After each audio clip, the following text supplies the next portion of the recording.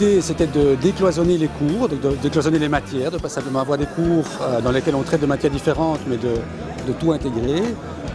Et puis de confronter les étudiants à la pratique de l'ingénieur, c'est-à-dire de réaliser des objets concrets et en même temps d'essayer de maîtriser leur fonctionnement, donc de lier vraiment la théorie et la pratique.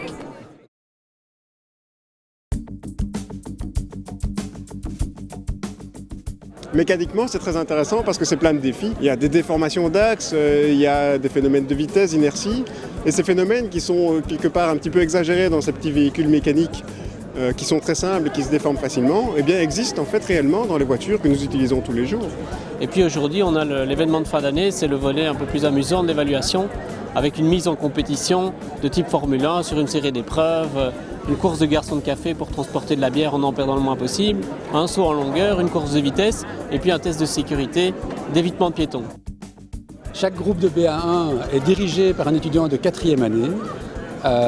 Donc pour cet étudiant de 4e, c'est son projet d'année de coacher ce groupe, avec toutes les difficultés d'un vrai groupe de projet. C'est vraiment tout ce qui est gestion de groupe qu'on n'a pas forcément en Polytech, malgré qu'on a l'habitude de travailler en groupe. Ça lie vraiment tous les cours qu'on a. On a vraiment la mécanique évidemment, parce que c'est la base, mais on doit vraiment appliquer les choses qu'on a déjà vues dans l'humanité, puis des choses nouvelles, et les sciences vraiment en général, vraiment tout mélanger.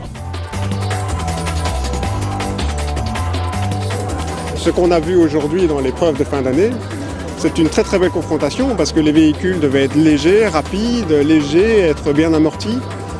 Et robuste. Et robuste malgré tout pour pouvoir faire plusieurs essais successifs sans subir trop de déformations. Et on voit qu'il y a des véhicules qui ont très très bien réussi, qui sont arrivés au bout.